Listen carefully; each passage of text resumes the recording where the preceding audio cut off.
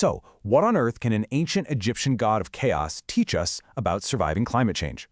I know, it sounds a little out there, but trust me, the myth of Seth and his shifting desert sands holds this incredibly powerful lesson in resilience that, frankly, we urgently need today. So let's dive in. I mean, this is the big question, right? It's the challenge of our time. As the world around us gets more and more extreme, more unpredictable, we have to ask ourselves, how do we adapt? How does our entire way of life keep going? The stakes have literally never been higher. And for a lot of us, this change, it feels like a desert creeping in.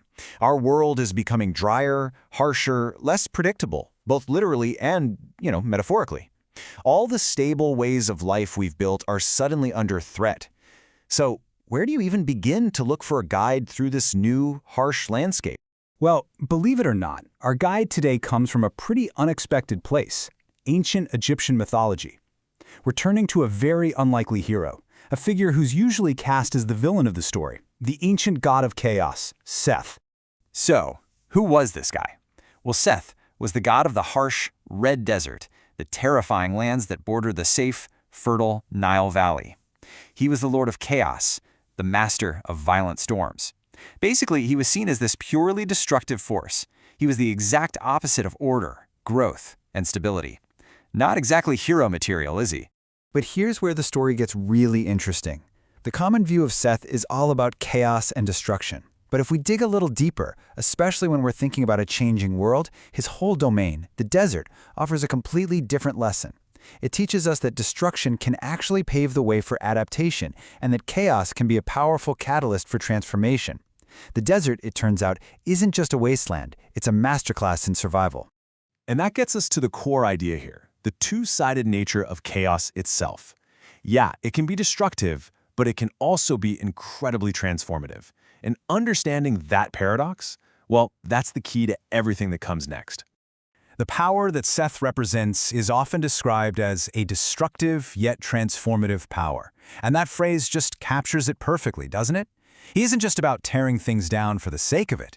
His energy is about what rises from the rubble. He's the force that clears away the old to make way for the new. And let's be real, we can't sugarcoat it. The force Seth represents is brutal. It's the sandstorm that buries a city. It's the drought that withers the crops. The chaos that completely upends a civilization. It's the unforgiving reality of an environment that really does not care about your plans.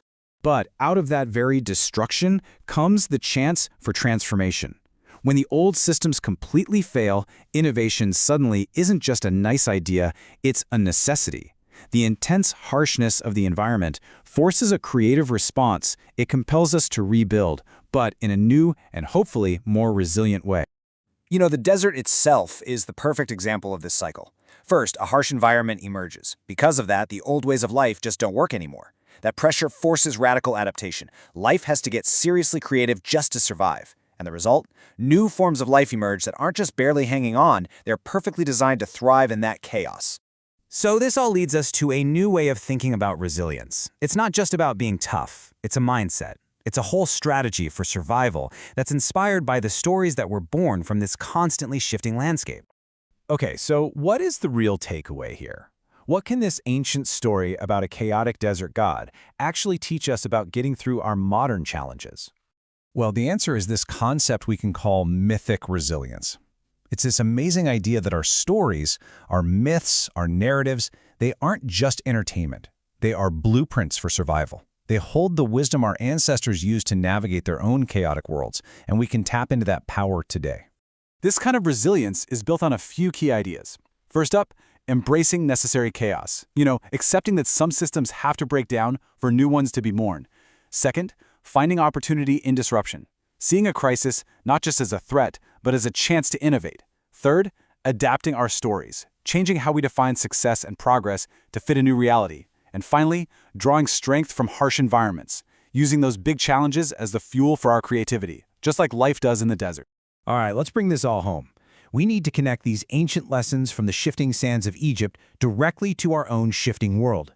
The thing about the myth of Seth is that it's so powerful because it was born from reality. This is a story that was forged over thousands of years by people who were living right on the edge of an extreme environment. For them, this wasn't just some fairy tale. It was a tool for understanding and coping with a world that was constantly in flux. And as our own global landscape shifts, with rising seas and growing uncertainty, we are also in desperate need of new stories. We need narratives that aren't just about avoiding disaster, but about radical adaptation, about transformation. We need stories that, just like the myth of Seth, show us a path forward not in spite of the chaos, but because of it. So, I'll leave you with this to think about. When you look at the challenges we face today, what are the destructive forces in our own world, in our climate, in our society, in our technology, that we could maybe learn to see not as an ending, but as the chaotic, necessary beginning of something new?